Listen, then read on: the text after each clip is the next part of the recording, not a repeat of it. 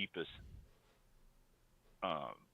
cyst that we've ever removed here. He said that thing was really large. And I go, oh. I said, I guess it's not something that I would want.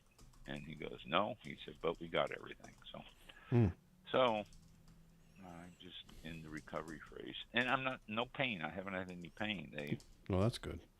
prescribed me some drugs, but I haven't had to take them. There's been no pain at all so far. So yeah, that's always a good thing. Yeah, it is. Go chat, and so here we are. We are live on Facebook and wherever else we're live. And everywhere else. Streaming. 1 minute until showtime. Facebook, Twitter, YouTube. Jodie's supposed to be calling in. Okay. And so we've had quite an ordeal trying to get Jodie on the program. Yeah. I looked at the thread and the message thread you sent over. I go, wow, this has been going on for a while. Yeah. She's supposed to have been a guest way back during Hurricane Ian. Yeah. And finally getting her on, between her having to cancel and us having to cancel and not getting connections and everything. Oh boy, it's been some time. Yeah. So finally glad we're getting her on. Yep. Very cool. Grab the other video info. Good. Okay. And it's supposed to be cold tonight. Yes. And tomorrow and tomorrow night. And then it's supposed to, the weatherman here. Your show will go live in 5 seconds. I'm 4, not done. 3, yeah, exactly. 2, 1. We're not ready yet. Blog Talk Radio. There we go. This is All About Wine, the talk show dedicated to the wine industry since 2009. Featuring winemaker, cellar master, vineyardist, and tasting expert, Ron. Basically, what we're trying to do on this program is just trying to educate people and trying to make wine less confusing and more friendly. From coast to coast and around the world. You know, we really have had some neat people on the program. I love that. Post your questions and comments during the live show on our Facebook page at www.facebook.com/allaboutwinebtr. Again, that's www.facebook.com/allaboutwinebtr. And now, All About Wine is on. Here's Ron.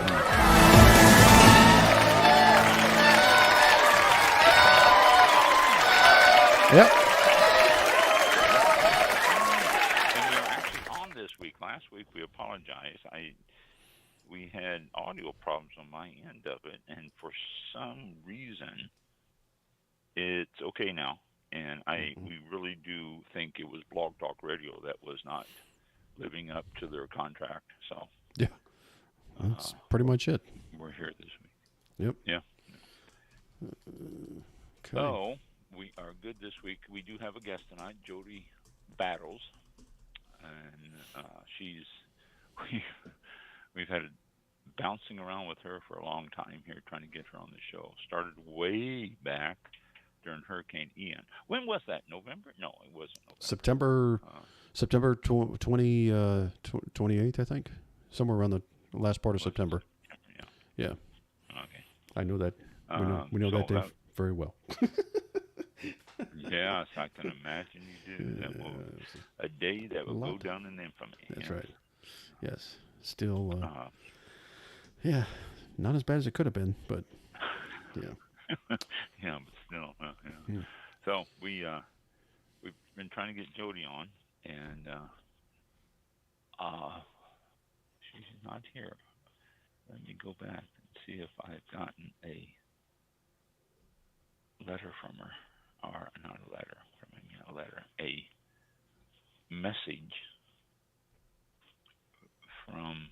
I don't deal. It's funny because I don't deal with a lot of these people directly. I always deal with their publicist or their whatever. I was mentioning this a couple of weeks ago, and Lexi Sparrow is the one I've been dealing with on her, let's see. Well, the last one I got is that. January the 30th. This is 26. Oh, don't tell me we're going to have another problem here. Lexi, last email I sent to her.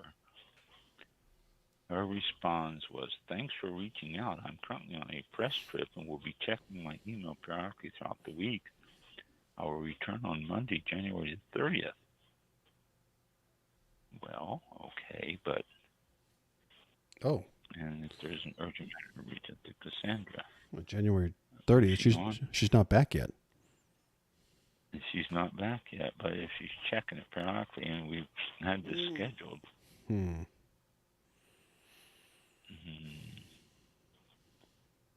she knows, Jodie knows. Well.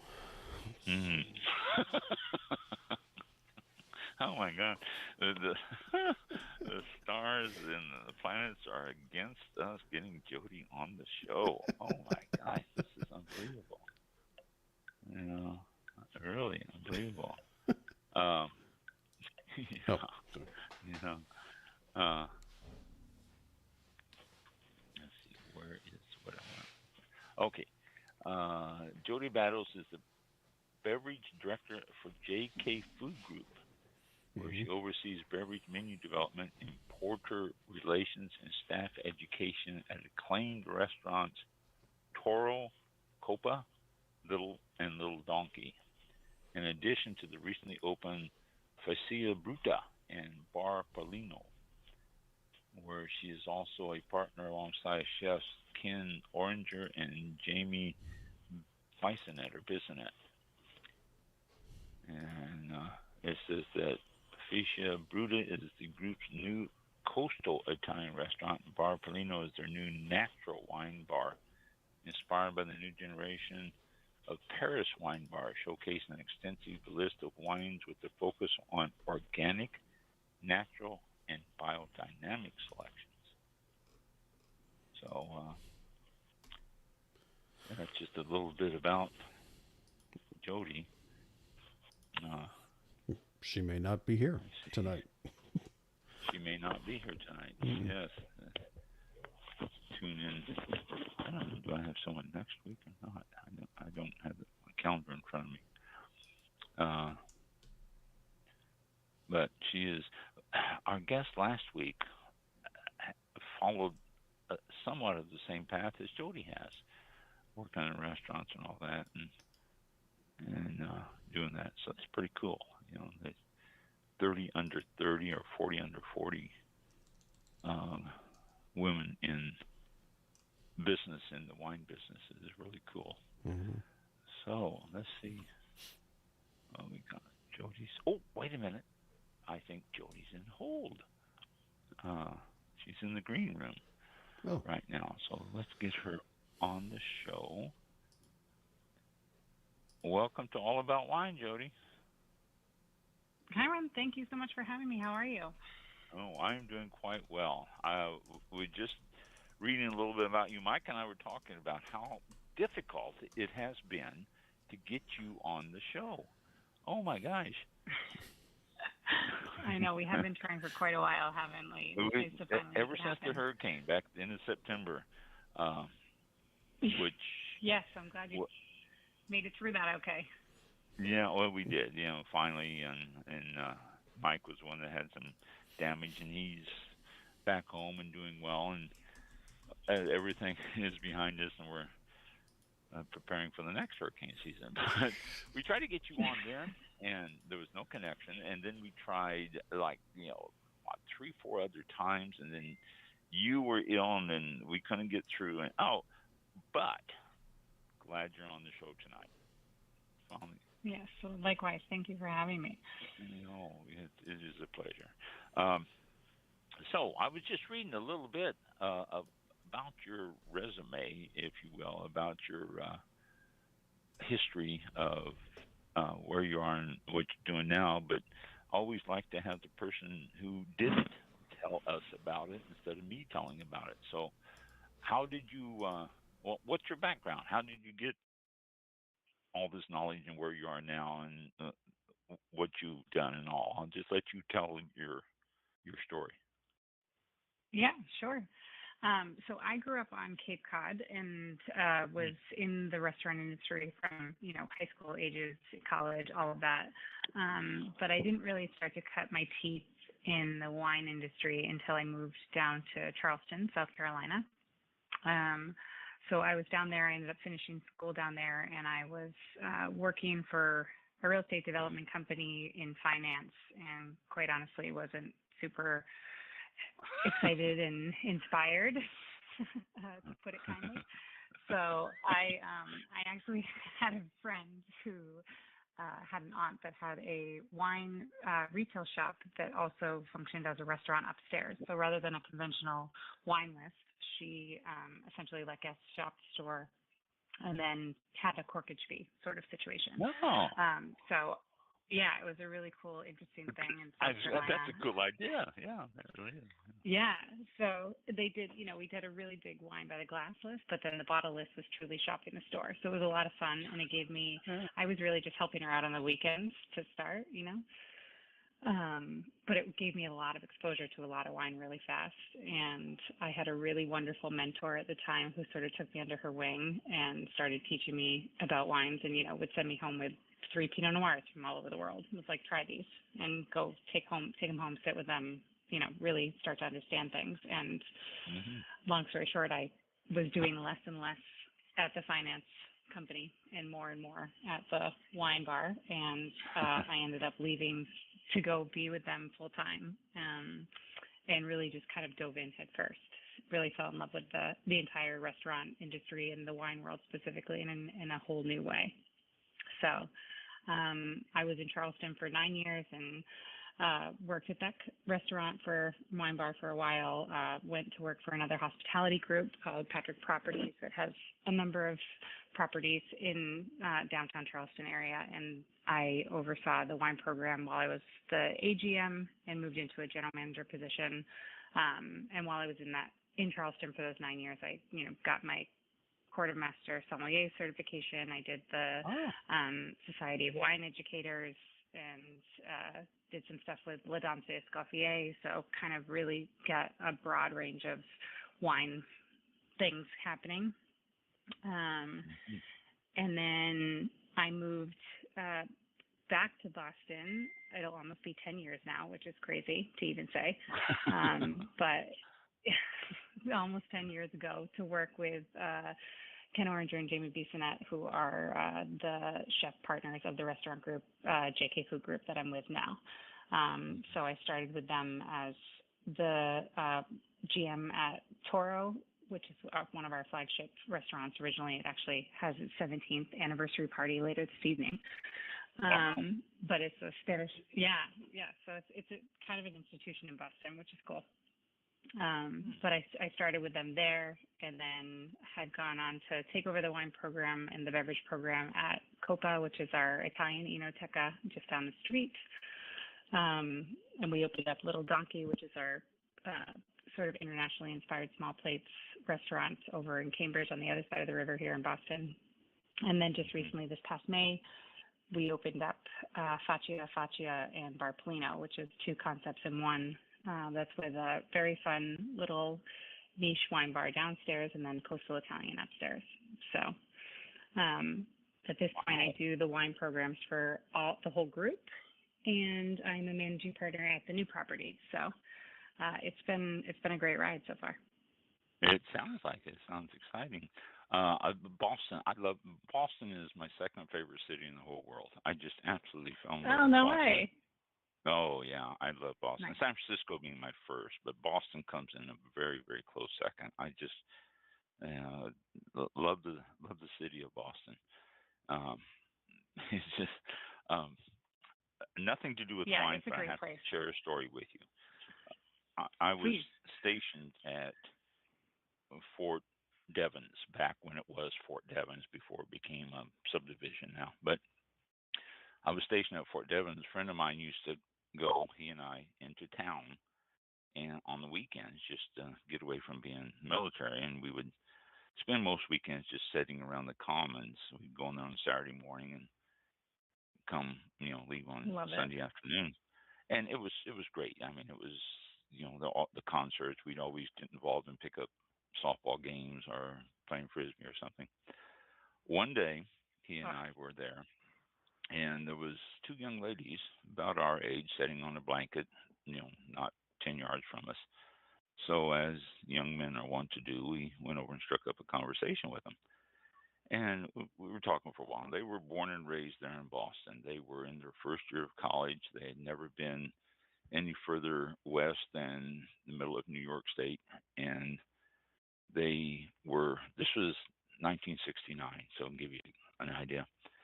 And they asked where we were from. And we said Kansas City, Missouri. And they both got very serious, and they looked at each other and looked at us and said, do they still have that problem there? And we said, what problem is that? And they said, well, Indians. And these young ladies were serious. No. Yes, they were. They were very serious. In 1969, they really thought the Midwest was having Indian problems. Wow. And we go, no, that's been taken care of about 100 years ago. But they were serious. I mean, sounds like that's a little sheltered, New England girls who, spent their whole life up there in that area. But that's one of my favorite stories. And a little postscript to that, I told that story to a girl that was from Boston area. And when I finished the story, she says, oh, my God, you met my mother. So it was, it's that naive. Wow. Well, I hope they got to travel a little bit more. Yes, I hope they got to over the years, definitely. But one of my favorite stories. But, yeah, I love Boston. Boston is just a great town. I absolutely love the time. Have you been? When was the last time you were here? Oh, it's been years since I've been up there. In fact, it's before the big dig. I do want to make it up there and see what that looks like. But yes, yeah. Luckily, you're on the other side of it. That was a dark time around here, but it's nice to be over. But it's great. It's a great town though. It's a really cool town to be in this business because there's such a very cool camaraderie in the restaurant community and in the wine community, even in Boston, which I just really adore. So it's competitive, but it's great. It's a great town, and the commons and all that stuff just makes it so livable, I guess is the word I'm looking for, because I loved it there. Yeah. You mentioned a list of certifications you have. How long did it take you to get those? Why did you decide to go to all the different venues of the certifications? I mean, one of them could pretty much cover just about everything. Why? Yeah, fair.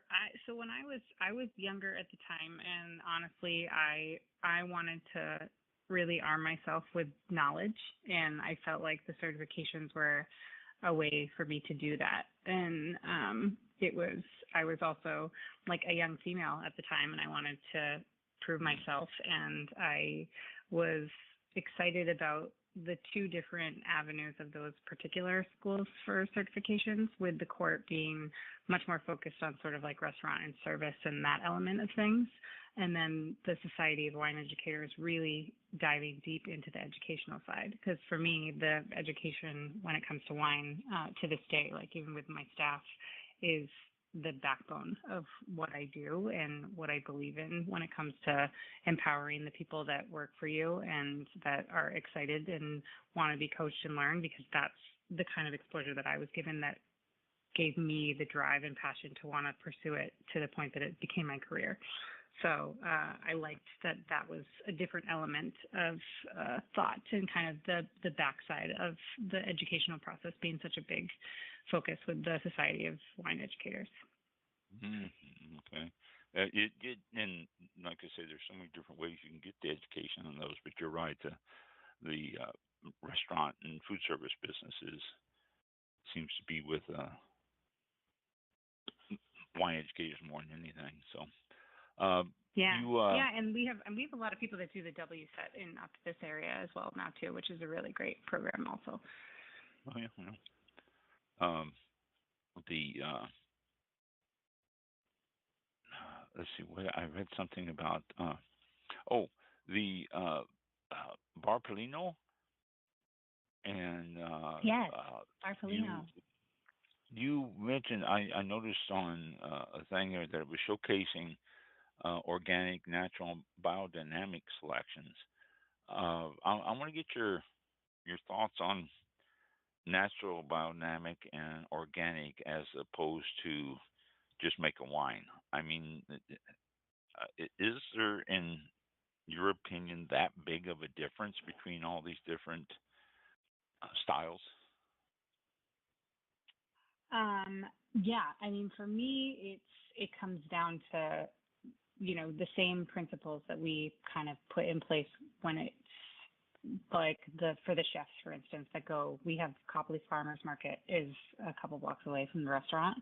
So when that's at full operation, the chefs are literally taking a little wagon down there a few blocks away and sourcing from all of these local farmers, fishermen, the fishermen come directly to the restaurant, but farmers, with vegetables, produce, cheese, you name it. So, the same way that, the chefs have that approach of that like small artisanal people that aren't using additives for their agricultural product, I believe in the same philosophy as much as possible when it comes to the people that I'm showcasing on our shelves and in our glasses for the wines.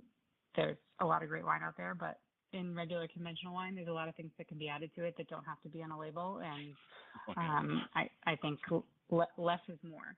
So, and I also, in the smaller production, minimal intervention world that we try to showcase, it really is about the people that are making the wine too. So those connections and that human element of, this is a wine by this couple who moved from Philadelphia. Now they're in Willamette Valley and this is what they're doing. And here's why we love their wine. That whole story and that whole piece really comes together for us in terms of what we're showcasing there as well. Well, okay. It's just that, the organic, natural, biodynamic style is really starting to become more and more popular, and I think people just aren't sure how to approach it, what they're looking for, because most of them charge a little bit more, and it's it's like organic foods, you charge a little bit more, and you can taste it a lot in foods, but people I think are confused about the wine aspect of it. Yeah, that's so right. I do think that it is that sort of, and that's where, that's why for when we're trying to teach people about it, or if people are asking and inquiring and, excited to try to learn more about it, I always use that. Like, if you can go and get tomatoes from the gardener down the street versus going to buy them from a huge grocery store that you don't know where they're coming from or where they were grown or whatever it may be, that you can taste the difference. So that same idea with less is more when it comes to less intervention, and really it doesn't mean that it's any easier to make the wine necessarily. Even in my opinion, I feel like a lot more effort goes into making an amazing wine without having to add anything to it to make it the right color or the right balance of acid or whatever it may be. But caring about what goes into the wines that are being made and what you're consuming, I think that consumers are more conscious of what they're consuming, whether that's wine or food or whatever it may be. Without question,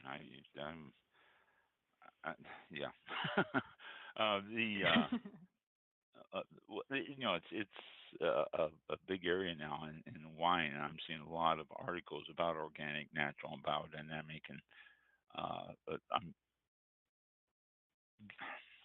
it can be confusing to the normal person. I think every time I read another article, I go, "Oh yeah," but I think to most people, they don't understand the difference because they're not involved in wine except just to open up the bottle, pour a glass, and drink it. And there is so much more, like you say, involved in the actual uh, processing and all that of regular wines, and so many things that can be added to it and all. So, yeah, okay. You have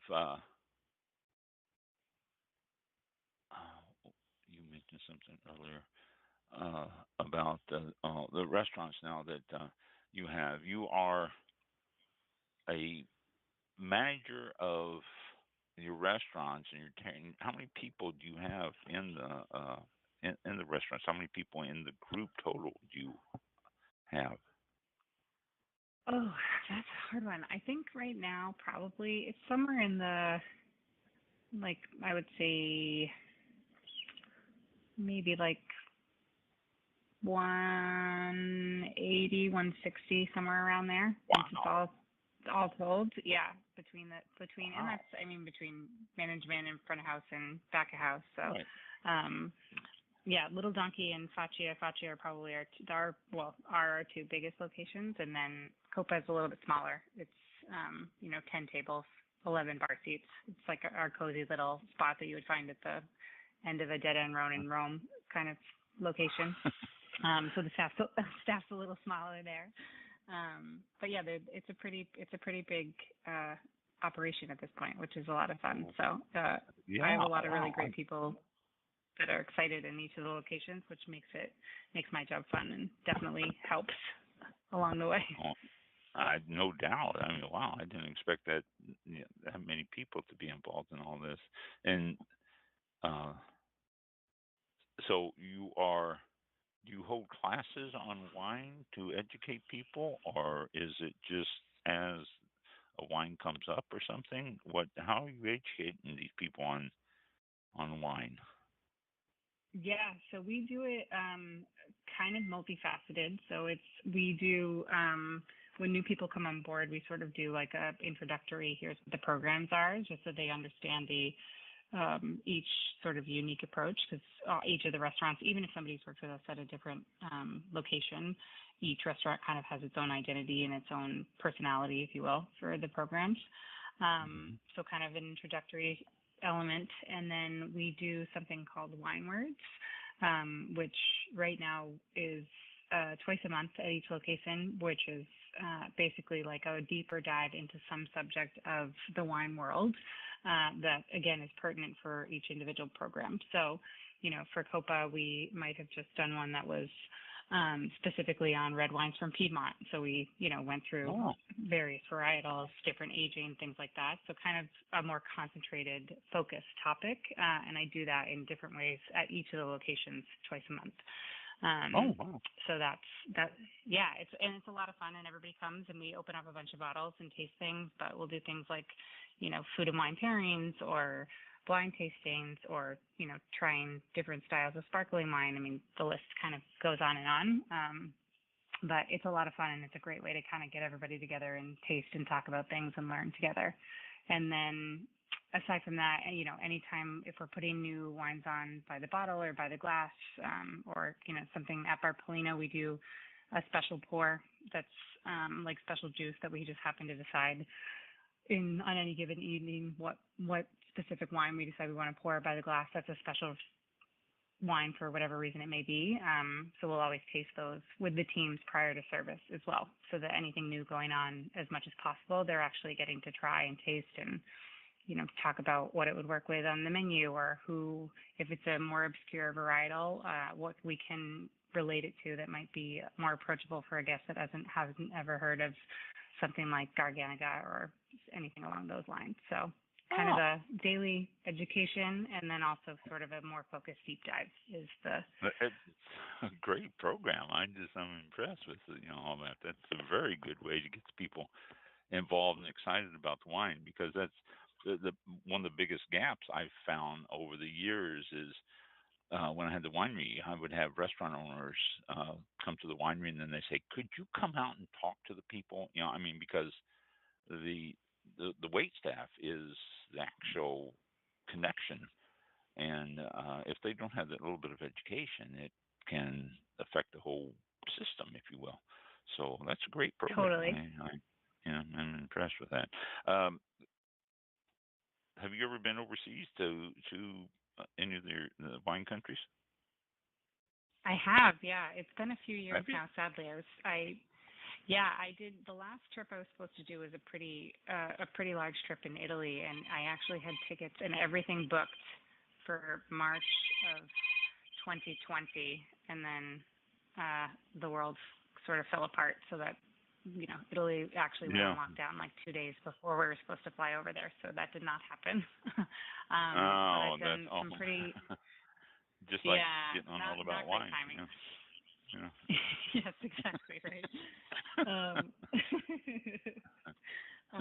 But I've done some traveling in France. I've been to Spain, done some Italy, Germany. So I'm definitely overdue to get back over there soon, hopefully. So those were wine trips, specific wine trips that. Yes. Or was it? We actually. The most recent time I was in Italy was more of we went as actually a group from the restaurant. So it was some chefs, the other managing partner along with myself, some of the managers.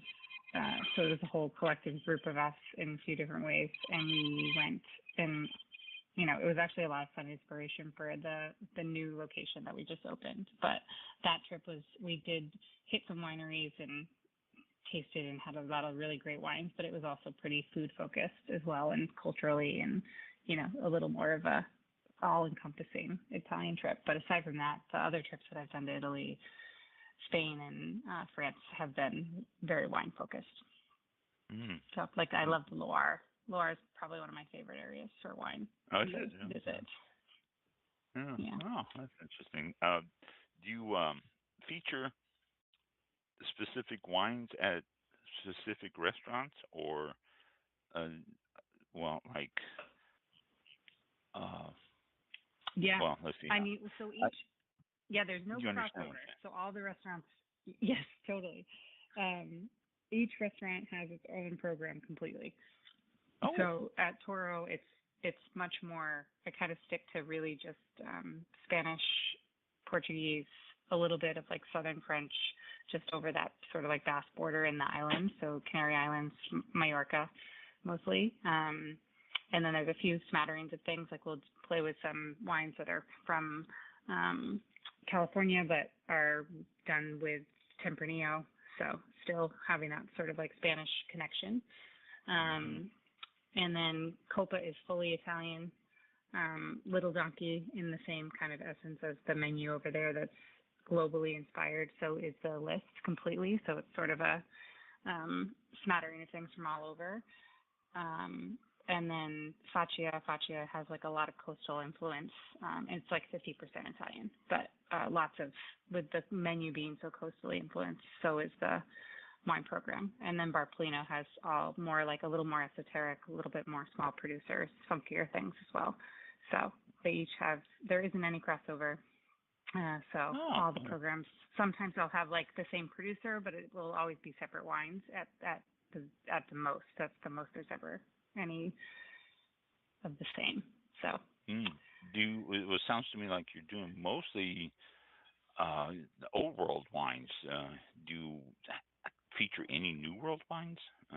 California, New York? Yeah, we do. Do you? Yeah, we have some lots of California, lots of a decent amount of Oregon wines, a couple of Washington wines, a few things, South America. So lots of it does have a pretty heavy old world focus, but definitely lots of new world as well, especially domestic. It seems like people overall aren't that familiar with old world, and so therefore they would walk in and sit down and immediately think California or something like that. And then that area, maybe even New York. But I suppose that's the education that your wait staff can impart on them about the difference. So, and expand totally. the knowledge. That's, we'll be yep, if you we usually a California Chardonnay at a certain time, try this, Trebbiano from Italy that might have some same notes that you would like. So definitely trying to make it relatable and approachable for guests and for the staff, because some staff come in with a lot of wine knowledge and are super excited and passionate about it already, and others are kind of learning about it for the first time. So it's great to have them having a more tangible, easy way to digest things in smaller pieces as they're kind of learning and building that Rolodex. Is it hard to get a table in any of the restaurants, or has it became better after the pandemic has lessened? Yeah, I mean, we've been really fortunate to stay pretty busy. I think, Faccia obviously is the newest in the family, if you will. And so they're probably booking out the farthest right now, but usually we always try to have room at the bars for walk-ins at the very least, and then a handful of tables. So in the winter months, it's, January's in New England is so unpredictable, and knock on wood, we haven't been buried in snow yet. But that's all. Yeah, I mean, literally, it might snow tonight. We'll see. But we stay busy. I wouldn't say we're like fully, booked and don't have any things available, but fortunate to stay busy for sure. Well, yeah, that's a good thing. I mean, it's with the pandemic, it has changed the world of restaurants completely.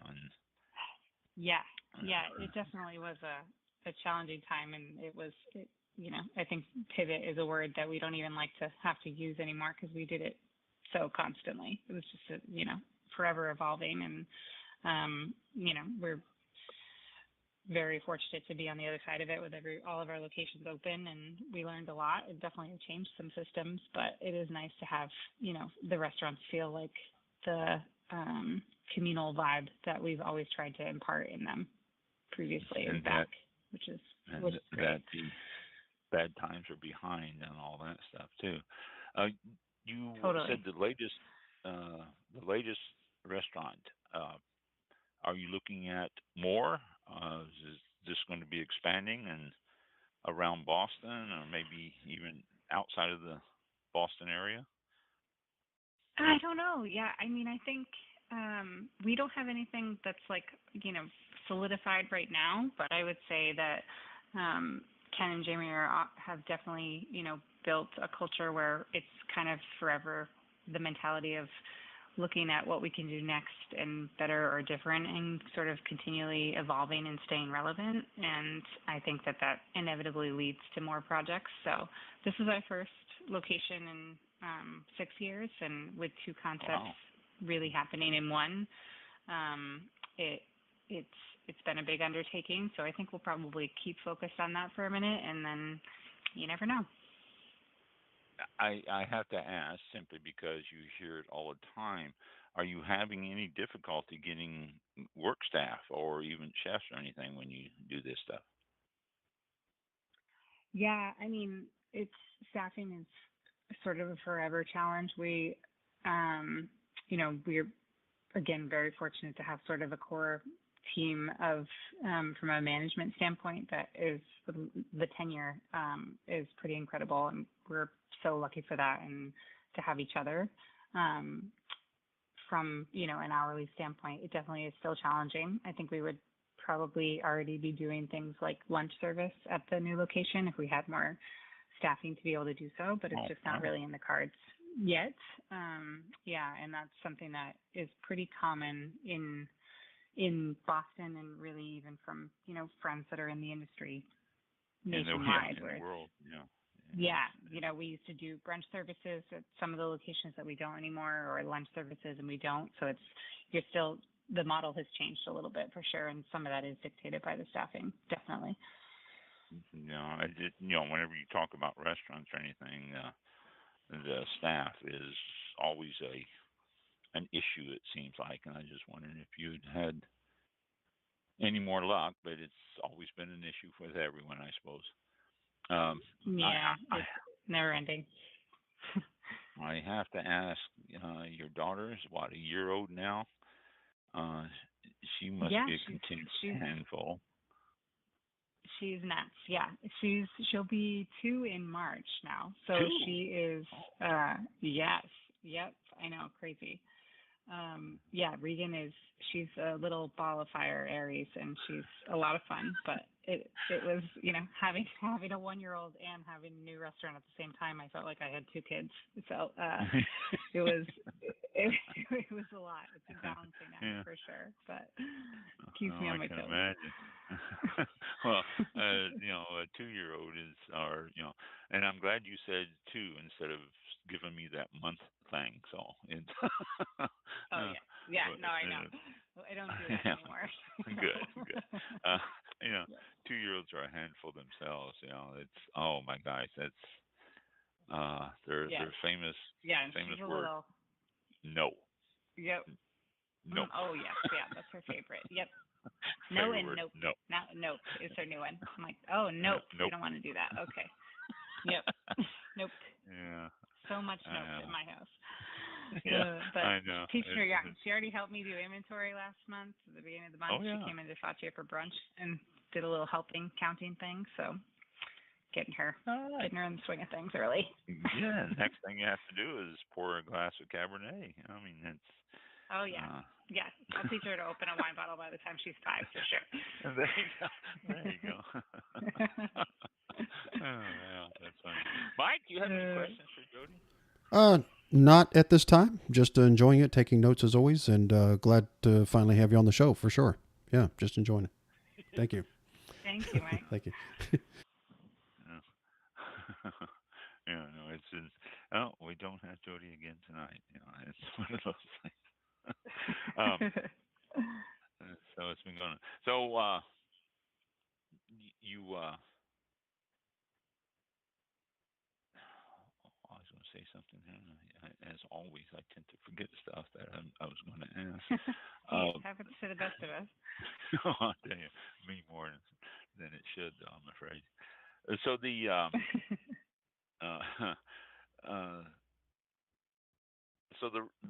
is it. So this is what you're going to do. This is what you're going to jump in and continue to jump in with both feet and improve the Boston area with your restaurants and your wine list. Oh. Yeah, I think. I mean, I love where I am, and I love the group that I'm with, and I'm so excited and proud about what we've done over the years and what we kind of continue to do. And it's been an adventure for sure in various ways, and continues to be. And I think as long continuing to feel challenged and supported and excited and surrounded by people that are passionate about what we're doing collectively, and leaning on each other in various areas of specialty or expertise, and trying to continue to foster growth with the people around us and that are coming on board that can be the next GMs of the next project or the next wine bar, or who knows what it is definitely become the path for me. That's fantastic. That's fantastic to have that type of passion for something that you can really expand on and just look forward to going to work every day. The restaurants, give us, for the people out there, contact numbers, emails, Facebooks, all that for all the restaurants if you know them off the top of your head. I'm not trying to, but if someone's traveling to Boston and they want to visit Little Donkey, then all the information for all the different restaurants. Yeah, totally. So I'll start right there with that one for you. So Little Donkey is over in Cambridge in Central Square. The website is Little Donkey Boss, B-O-S for Boston, of course, littledonkeyboss.com. All of our restaurants are also on Resy for reservation purposes, so that can be an easy way to reserve a table. But you also, if you were to go, say on Google, there's links for all of that stuff as well. Okay. But the phone number. Just to interrupt for a second. Go ahead. Sorry. I'm not familiar with that. Yes, Resy, Resy. It's comparable to Open Table. So just the same kind of like online reservation platform, but they do actually really great like industry newsletters. They kind of keep their finger on the pulse of what's happening in the restaurant world in general. So they're a really great platform, and it's a free. You can create a profile, and it's a really great way to cultivate regulars, and we love it. So we use it at all the restaurants. It's for everywhere. It's national or international or. Yeah. I know it's national. I don't know if it's international, honestly. Oh, wow, never. But it's all over the U.S. now. Oh, Yeah, check it out.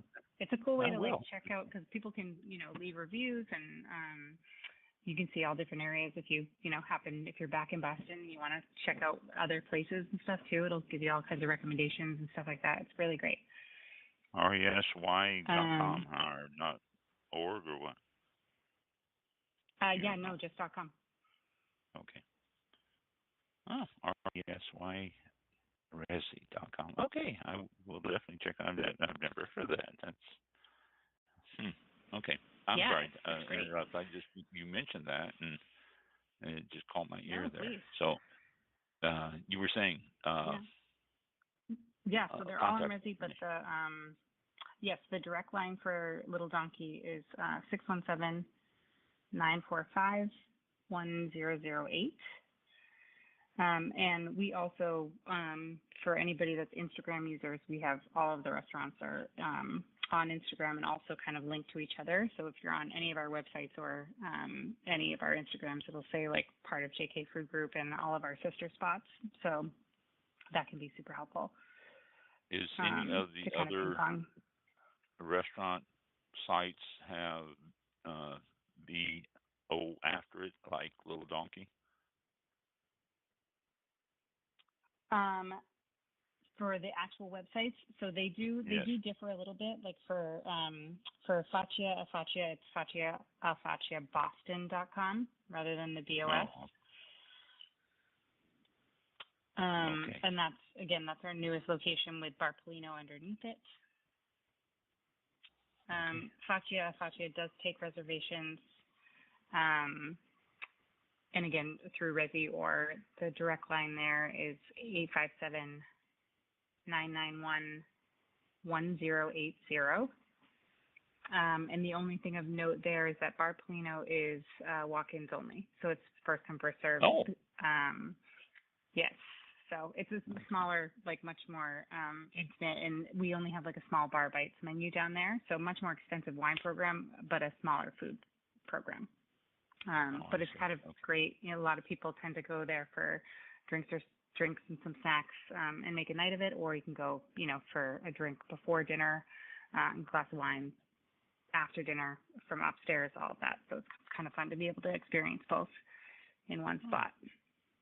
Now, if someone's traveling to the Boston area, would it be wise to get reservations in advance for those? Are you that busy, or is there usually? Yeah, I would usually say at least for any locations to check 2 weeks in advance, probably. We do have stuff that opens up a little bit more closer, like day of, if there's cancellations and things of that nature. But to be safe, 2 weeks prior would probably be your best bet.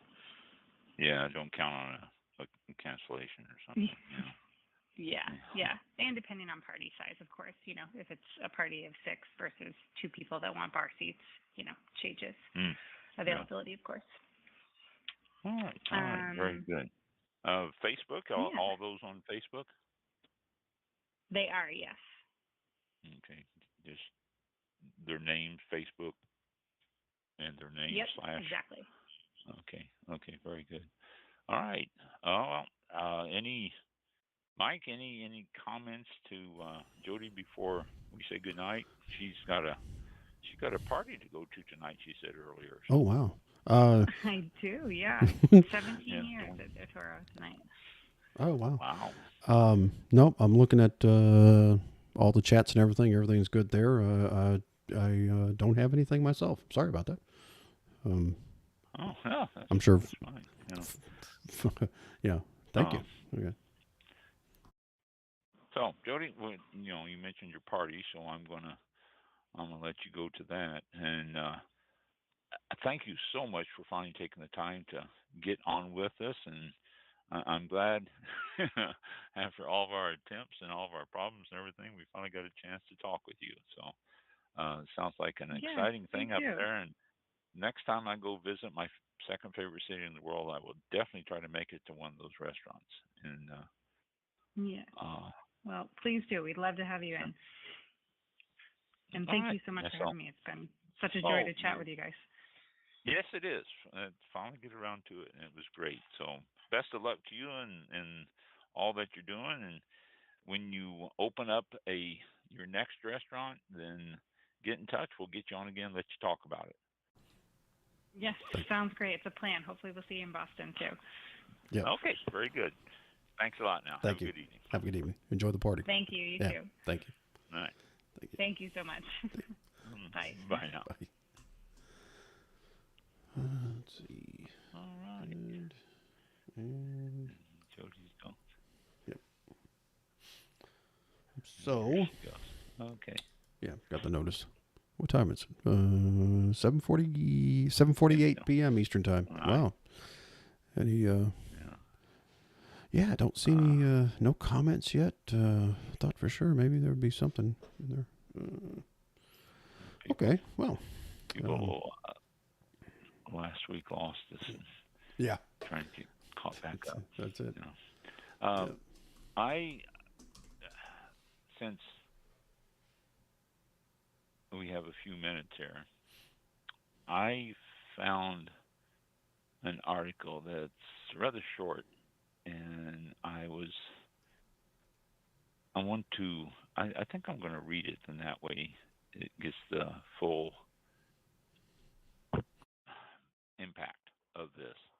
And since Jodie just mentioned Spain and Portugal and all that other areas, this article is from a website that I subscribe to called Nice News, Nice, Nice News. And this is from 3 days ago. Headline: How old Spanish vines may bring new hope to the wine industry in the face of climate change. Which we know how climate change is starting to affect some of the vines with the heat. But let me read this, and it's maybe 7-8 minute read here. So Julia Diddy wrote this article. Winemaking has been around for a long time, at least 8,000 years, give or take, according to archaeological evidence. As with most crop-reliant industries, climate change is starting to impact wine production due to extreme weather and rising temperatures. Increased heat has been causing grapes to mature faster, resulting in higher alcohol content and weaker colors and aromas. But according to a recent article published by Reuters, a research laboratory located in La Rioja, Spain, is determined to utilize the latest scientific techniques to salvage the future of winemaking. There's a lot on the line, or shall we say vine, for Spain, the world's third largest wine producer following Italy and France. Its winemaking industry is valued at just under $5 billion per the outlet. The rural region of north-central Spain, in particular, which includes the provinces of La Rioja, Alava, and Navarra, encompasses roughly 157,000 acres of vineyards. Outside of La Rioja's capital, Logroño, I believe it's pronounced, researchers at the Institut de Ciencias de la Vida del Vino, or Institute of Vine and Wine Sciences, or also known by the Spanish acronym ICVV, which would have been a lot easier to pronounce for me instead of trying to destroy that Spanish. They have been hard at work studying the genomes of grape varieties in the region with an eye toward identifying which grape types are more resistant to climate change.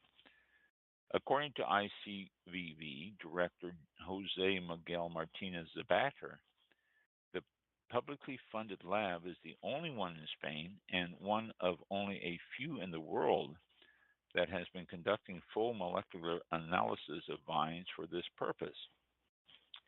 Their findings are helping to shape a brighter future for winemakers who have been hard hit by the effects of climate change over the past several years. In the province of La Rioja, specifically, production has decreased 5 to 10% over the past 4 years because of less rainfall and higher temperatures. The technique of resequencing genomes allows for the identification of specific mutations responsible for diseases in human populations, according to the director. The same technology is applied for grapevines, but we are looking for traits that can make the vines be better adapted to environmental conditions. Geneticist researcher Pablo Carbonell said the Institute has been encouraging winemakers to plant certain types of vines that have been proven to be more adaptable to climate change conditions. It seems that mature vines are more viable thanks to their genetic diversity, with vines that are 35 years old or older showing a greater resilience than younger ones.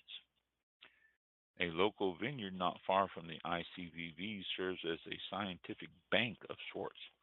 For the past 3 decades, vines up to 100 years old have yielded cuttings that are then planted, recovering older grape varieties with long ripening times, and crossing varieties are other approaches being utilized by the researchers. This year, the ICVV began producing wine experimentally, and thus far the results are worthy of offering up a celebratory toast to the climate-resilient vines still yield good wine. Reuters reported, as scientists continue to apply the latest techniques and strategies to the task, cautious optimism remains the order of the day for winemakers and wine lovers the world over. So, there you go.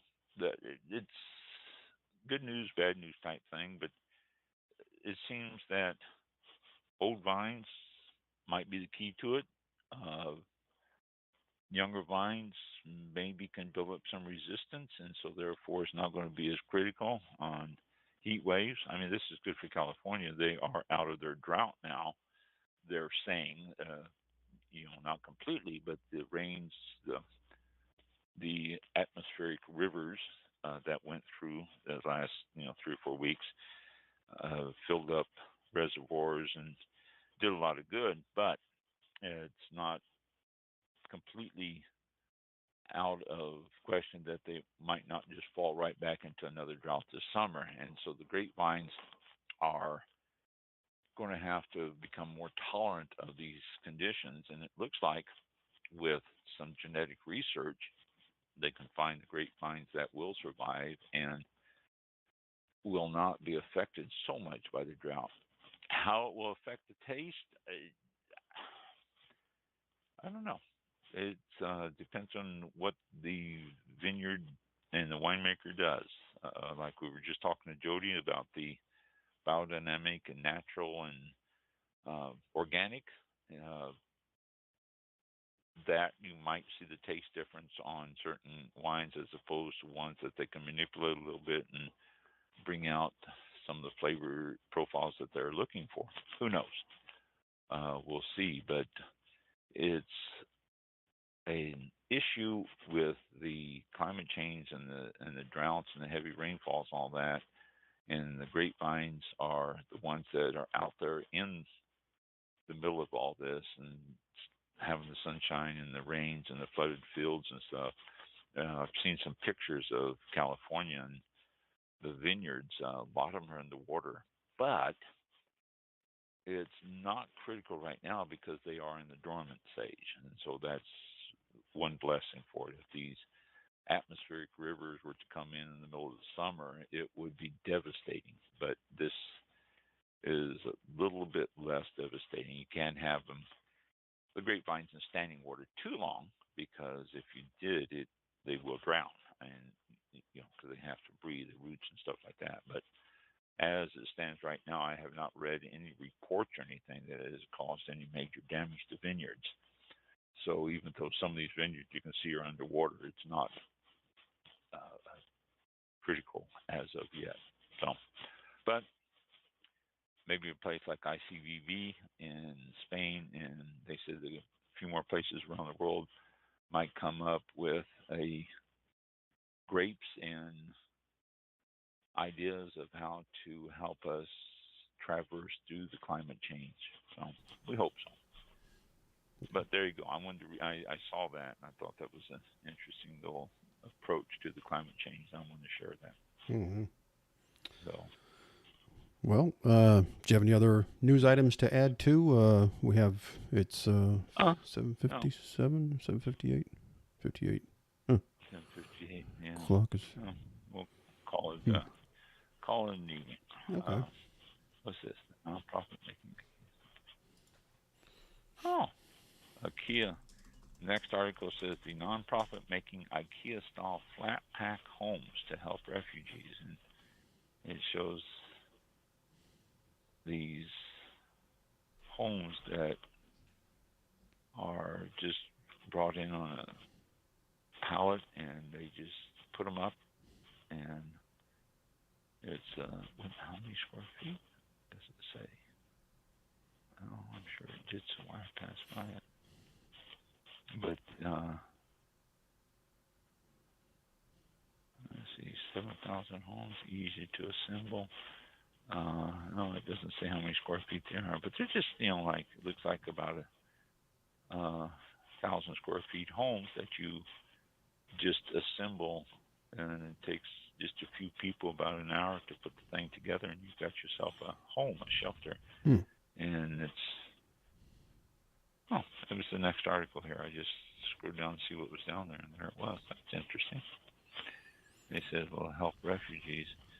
It says, with the number of refugees predicted to rise to 1.2 billion by 2050, the better shelter are an increasingly better way to do it. So, interesting. Okay, well, Yeah. Nothing to do about wine, but They had those. They had homes like that, I think, back in the. When was Sears used to sell homes like that in a kit that you could could build. They did. Back in the, I don't know, was it 1800s, 1900s? I forgot when it was. It was. There's one that I know of. Late 1800s. There's one that I know of that I've seen before. It's in Hyde Park in Tampa, and still standing. And it was like one of the first, ones sold. You could buy it out of a catalog and say, "Oh, I want that," and then they send it to you. It's like, wow. Okay. Cool. Well, they have homes now. A friend of mine's going to have a home delivered to him, and it's located in Alabama, the manufacturing plant. But you go up there, and they have like 4 or 5 sample homes, and you go up there and you say, okay, I like this style, and you can have it modified. If it's a 3-bedroom, you can have it modified so that the living room is bigger and you take away a bedroom, or you can do it. And it's really a lot cheaper. And you just come in, you lay a slab, and just put it up on your slab. Open up the installation or the parts menu and go, okay, step 1 of 30,000. Yeah, that's it. Like putting together furniture. Yeah, it's really pretty cool though. I was talking to him about it, and you can get it in different configurations. You can you can move it around. You can get bigger ones. You can get a little bit smaller ones. Depends which one is doing all that. Wow. But they just deliver the whole thing already assembled in a flat bed. Yeah. And you just put up the walls and everything. It's just that's pretty cool. Yeah. Yeah, it is. It's a cool concept. Yeah. And then the 3D printing homes. Have you seen that lately? Yes. Yeah. I've seen them working on those. Wow. What are we doing? I know. Yep. 3D homes. Yep. Oh boy. Yeah. Pretty interesting stuff. Technology. It is. It really. What a world we live in. That's right. Yep. Well, let's see. Tonight's low, please pray for us because tonight's low is going to be around 45 degrees, at least here in Central Florida. Oh my God! At I 7 don't know how we're going to handle that. at 7 Next a.m. year, too. Yeah, get the winter clothes out, the ski stuff, and get ready. And then tomorrow's supposed to be a pretty mild day, like in the 60s, which is that's pretty good. Yeah, So, the I'll low take it. maybe the high is 65, and then Yeah. it'll drop down again, cold again. Yep, and then we'll Friday night. be back in the 80s on Sunday and Monday. So there we go.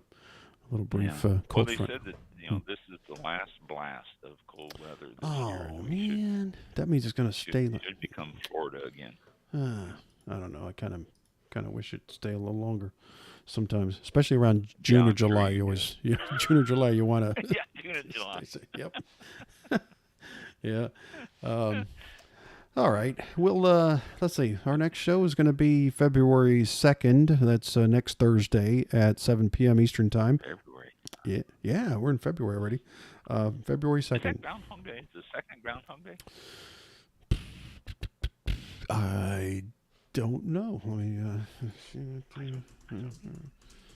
Second? That's like the On a Thursday? the 2023. first. February No, it 2nd. might not be on a Thursday. Yeah, the first official will happen on No. February 2nd. So, guessing so. Let's see. No, Groundhog Day, February 2nd. So, I mean, it would be understandable if we just played an old show. Oh, I see what you did there. Okay. Little flashback. Yeah. Huh. Gee, we've Interesting. heard this before. What's going on here? February. Yeah, right. But we'll act like it's live. Yeah. Yes. Yeah. Yep. Yeah. Interesting. Okay. Yeah, I'll have to see if I can put something together. I don't know. But anyway, we'll have a show of some kind next week. So We'll join have a us. show next week. Yeah. Join us, and thank you all for tuning in tonight, and have a great weekend. Stay warm. And Thank Jodie again. thank you as very our much. guest. Thank Yeah. you for joining us tonight, Jodie. yeah, that was very good. And she's up there where it's always cold. So it's totally Yeah. different. Oh, Boston. Yeah. She said no snow, but oh my gosh. They're expecting something. I think. Snow is not the criteria. It's the fact that it's 20 below is the criteria. Right. Yeah, and blowing wind, and it makes it worse. And blowing wind. Oh, yeah. Oh. Yep. Whoa. All right. Have a great weekend. Be safe. Drink wine, and we'll talk to you next weekend or next week. Next Talk to Thursday. you next week. Thanks Yeah. for tuning in. Thank you. This concludes tonight's broadcast of All About Wine with your host, Ron. For show information, links to All About Wine on Twitter and Facebook, or to be a guest on this show, visit the show website at www.allaboutwinebtr.com. Archived shows are available for download on iTunes or on our show page at blogtalkradio.com/allaboutwine. Thank you for listening. Drink responsibly, and we'll see you next time on All About Wine.